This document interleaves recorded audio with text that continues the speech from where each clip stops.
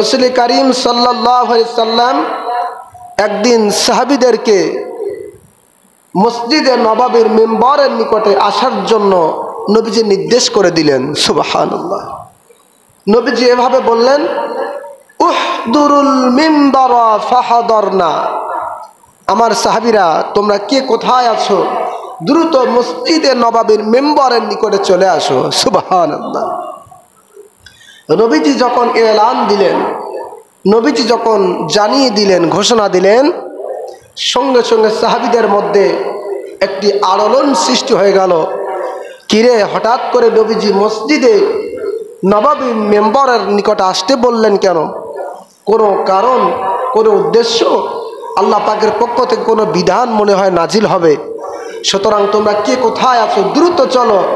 আবার নবী যে ডাক দিয়েছেন, সমস্ত কাজগুলো ফেলে সাহাবায়ে কেরাম মসজিদে নববীর মেম্বরের নিকটে চলে আসলেন। সুবহানাল্লাহ। হাদিস প্রমাণ করে, আল্লাহর হাবিব যখন উহদুরুল মিম্বার ফাহাদারনা এই ঘোষণা দিলেন, সঙ্গে সঙ্গে নবীজির প্রিয়তম সাহাবায়ে কেরাম মসজিদে নববীর মেম্বরের নিকটে উপস্থিত হয়ে গেলেন, জড়ো হয়ে গেলেন।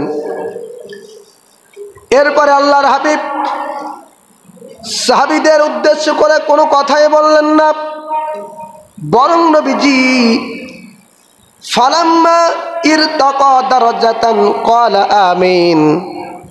উপস্থিত সাহাবীদেরকে কোনো কিছু না বলে নবীজি মসজিদে নববীর প্রথম সিঁড়িতে পা মোবারক রাখলেন। সুবহানাল্লাহ।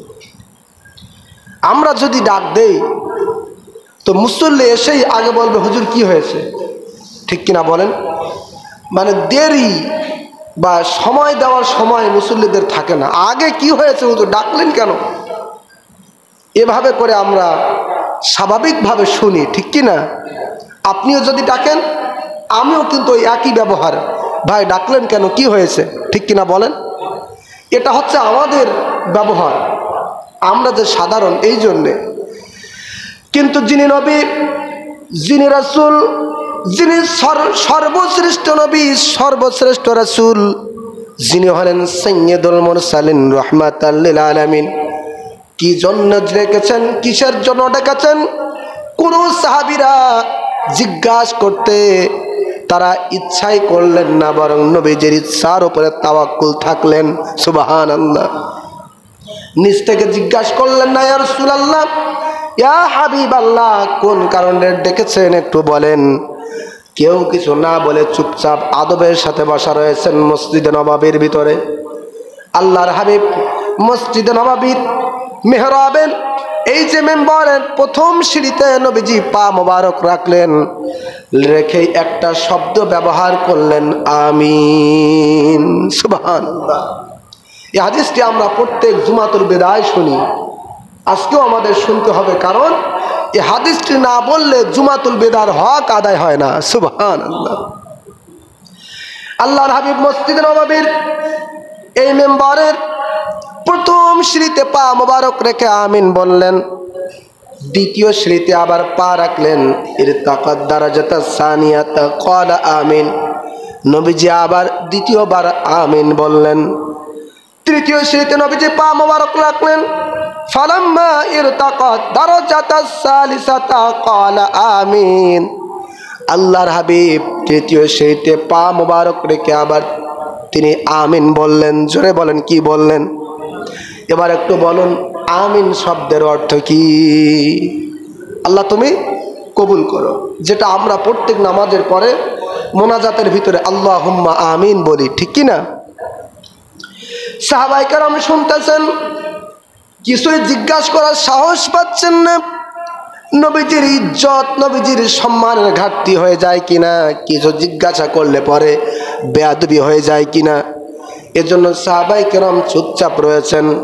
নবীজি একের পর এক তিনটা সিঁড়িতে তিনবার আমিন বললেন, যার অর্থ হলো আল্লাহ তুমি কবুল করো, আল্লাহ তুমি কবুল করো, আল্লাহ তুমি কবুল করো। তিনবার এই দোয়া নবীজি করলেন। এরপরে নবীজি মেম্বার থেকে আবার পুনরায় নামলেন। পা মোবারক একের পর এক নামিয়ে নিচে চলে আসলেন। হাদিস বলছে ফালাম্মা নাযালা কুলনা ইয়া রাসূলুল্লাহি সাল্লাল্লাহু আলাইহি ওয়াসাল্লাম লাকাদ সামি'না মিনকাল ইয়াওম। সুবহানাল্লাহ। নবীজি আবার পুনরায় মিহরাব থেকে মিম্বার থেকে নামলেন। নামার পরে এবার সাহাবায়ে কেরামের মনের মধ্যে একটা জল্পনা কল্পনা শুরু হয়েছে, ব্যাপার কি, কখনো তো এমন শব্দ নবীজিকে ব্যবহার করতে শুনি নাই, তো নবীজি আমাদেরকে ডাকলেন, আমরা কি না জেনেই চলে যাব? মনের ভিতরে জল্পনা কল্পনা শুরু হয়ে গেছে। হঠাৎ করে কয়েকজন সাহাবায়ে কেরাম অত্যন্ত আদবের সাথে বললেন, ইয়া রাসূলুল্লাহ, ইয়া হাবিবাল্লাহ, কুলনা ইয়া রাসূলুল্লাহ লাকাদ সামি'না মিনকাল ইয়াউম।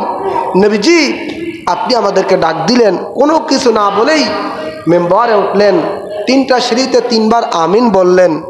নবীজি এর ব্যাখ্যা কি, এর কারণ কি, আমরা কি একটু জানতে পারি? সুবহানাল্লাহ। আদবের সাথে বলেন সুবহানাল্লাহ। আল্লাহর হাবিব বললেন, সাহাবীরা ক্বালা ইন্না জিবরাইলা আরাদালি। সাহাবীরা শোনো, যেই না মাত্র আমি নবীজি মসজিদে মেহরাবের মেম্বরে প্রথম সিঁড়িতে পা দিয়েছি, সঙ্গে সঙ্গে হযরত জিবরিল আমিন আমি নবীজির কাছে আগমন করেছিলেন। সুবহানাল্লাহ। তাহলে আগের চেয়ে এখন জানার স্পৃহা আরো বেশি হয়ে গেল, ঠিক কি না? একে তো নবীজি আমিন বললেন, অপরদিকে নবীজি আবার তার নিজের পাক জবান মোবারকে বলতেছে, সাহাবীরা আমিন তো আমি এমনি এমনি বলি নাই, বরং হযরত জিবরিল আমিন আমার কাছে এসেছিল। সুবহানাল্লাহ। আল্লাহর হাবিব বললেন, সাহাবীরা শোনো, ফাকালা বাউদা মান আদরাকা রমাদান ফালাম ইগফার লাহু কুলতু আমিন। সাহাবীরা শোনো, আমি নবীজি যখন মসজিদের মেহরাবের মেম্বারের প্রথম সিঁড়িতে পা মোবারক রাখলাম, হঠাৎ করে হযরত জিবরিল আমিন আমি নবীজির কাছে আগমন করে বললেন, ইয়া রাসূলুল্লাহ, ইয়া হাবিবাল্লাহ, নবীজি যারা মাহে রমজান পেল কিন্তু নিজেকে ক্ষমা করে নিতে পারলো না, তারাই বড় হতভাগা, তারা বড় দুর্ভাগা, তারা আল্লাহর রহমত থেকে বঞ্চিত। নাউজুবিল্লাহ। নবীজি বললেন, আমিন, আল্লাহ তুমি কবুল করো, কারণ আমার উম্মতদেরকে আমি নবীজি বারবার মাহে রমজানের ইজ্জতের, সম্মানের, মর্যাদার, রোজার ফজিলাতের কথাগুলো বলেছি। এর পরেও জানার পরেও যারা আমল করতে পারি নাই, তারা তো আসলেই প্রকৃত আল্লাহ রহমত থেকে বঞ্চিত হবে, তারা তো আসলে হতভাগা। আমি নবীজিও বলে দিলাম, আল্লাহ তুমি কবুল করো, তারা দুনিয়া থেকেই রহমত থেকে বঞ্চিত হয়ে যাক। জোরে কর নাউজুবিল্লাহ। তাহলে আল্লাহর কথার সাথে জিবরিল আমিনের কথা এবং জিবরিল আমিনের কথার সাথে নবীজির সমর্থন আছে না নাই? জোরে বলেন। তাহলে কি বোঝা গেল? যে মাহে রমজান পাওয়ার পরে যে কোনোভাবেই মাপ চেয়ে নিতেই হবে, নিজেকে ক্ষমা করতেই হবে, এই প্রতিজ্ঞা, এই নিয়াত আমাদের আবার থাকতেও হবে, ঠিক কিনা বলেন? তা না হলে যদি আমরা গুনাহগার থেকে যাই, দুনিয়ার বুকে সবচেয়ে হতভাগা আমরাই হয়ে যাব, ঠিক কিনা বলেন? আল্লাহর হাবিব বললেন, সাহাবীরা শোনো, আমি নবীজি যখন মসজিদের মেহরাবের মেম্বরের দ্বিতীয় সিঁড়িতে পা মোবারক রাখলাম, ফালাম্মা রাকিতু সানিয়াতা ক্বালা বাউতা মান যুকিরতা ইনদাহু ফালাম ইসাল্লি আলাইকা কুলতু আমিন। নবীজি বললেন, সাহাবীরা শোনো, আমি নবীজি যখন মসজিদের মেহরাবের মেম্বরের দ্বিতীয় সিঁড়িতে পা মোবারক রাখলাম, হযরত জিবরিল আমিন আমি নবীজির কাছে এসে বললেন, ইয়া রাসূলুল্লাহ, ইয়া হাবিবাল্লাহ, আপনার উম্মতের কাছে, আপনার উম্মতের সামনে আপনার নাম মোবারক উচ্চারণ হয়েছে, কিন্তু আপনার নাম মোবারক শোনার পরে আপনার প্রতি দরুদ পড়ে নাই, ওই ব্যক্তিও আল্লাহর রহমত থেকে বঞ্চিত হয়ে যাবে। নাউজুবিল্লাহ। নবীজি বলেন, আরে আমি নবীজি, আমার নবীজি আমার ওপরে দরুদ পড়লে কি পরিমাণ সওয়াব হয়, কি পরিমাণ বরকত হয়, এগুলো তো আমি আমার উম্মতদেরকে স্পষ্ট করে হাদিসের মধ্যে বলে দিয়েছি। এগুলো জানার পরেও যেই উম্মতের সামনে আমি নবীজির নাম মোবারক উচ্চারণ হবে আর সে কৃপণের মতো আমি নবীজির ওপরে দরুদ পড়বে না, সে আল্লাহ রহমত থেকে বঞ্চিত হয়ে যাক, আমি নবীজিও দোয়া করলাম। বলেন নাউজুবিল্লাহ। সুতরাং নবীজির ওপরেও দরুদ পড়ার দরকার আছে না নাই? নাম মোবারক শুনলেই মনে মনে দরুদ পড়তে হবে, ঠিক কি না? এরপরে আল্লাহর হাবিব বললেন, সাহাবীরা শোনো, ফালাম্মা রাকিতু সালিসাতা ক্বালা বাউদা মান আদরাকা আবাওয়াইহিল কিবারা আও আহাদুহুমা ফালাম ইদখিলাহুল জান্নাতা কুলতু আমিন। নবীজি আবার বলেন, সাহাবীরা শোনো, আমি নবীজি যখন মসজিদের মেহরাবের মেম্বরের একেবারে শেষ সিঁড়ি, তৃতীয় সিঁড়িতে পা মোবারক রাখলাম, রাখার সঙ্গে সঙ্গে হযরত জিবরিল আমিন বললেন, ইয়া রাসূলুল্লাহ, ইয়া হাবিবাল্লাহ, যারা দুনিয়াতে তার পিতা অথবা মাতা অথবা দুইজনের একজনকে তারা পেয়েছে, কিন্তু পিতা মাতাকে খেদমত করে নিজেকে জান্নাতের প্রবেশ করাতে পারলো না, ওই সমস্ত ব্যক্তি আল্লাহর রহমত থেকে বঞ্চিত। ওই সমস্ত ব্যক্তি হলেন দুনিয়ার বুকে সবচেয়ে বড় হতভাগা। নবীজি বললেন, আমিন, আল্লাহ তুমি কবুল করো। কারণ আমি নবীজির উপরে নাজিলকৃত কোরআনের মধ্যে আল্লাহ পাক পিতামাতার হক সম্পর্কে, পিতামাতার আদব সম্পর্কে অনেকগুলো আয়াত নাজিল করেছেন, এবং আমি নবীজি অনেকগুলো হাদিস বর্ণনা করেছি উম্মতদের জন্য। এই কোরআন এবং হাদিস জানার পরেও যেই উম্মত পিতামাতার মনে কষ্ট দিবে, পিতামাতার সাথে খারাপ আচরণ করবে, পিতামাতাকে অবমাননা করবে, পিতামাতার গায়ে হাত দিবে, পিতামাতাকে অসম্মান করবে, পিতামাতাকে ইজ্জত দিবে না, এই সমস্ত উম্মতেরা তারা তো আল্লাহ রহমত থেকে বঞ্চিত হওয়াই উচিত। জোরে কর নাউজুবিল্লাহ। তাহলে এই যে তিনটি পর আমরা কথাগুলো শুনলাম, প্রত্যেকটির মূল্য আছে না নাই? যেমন মাহে রমজানে নিজেকে ক্ষমা করতে হবে, মাহে রমজানে এবং রমজানের বাইরে নবীজির নাম মোবারক শুনলেই সঙ্গে সঙ্গে দরুদ পাঠ করতে হবে।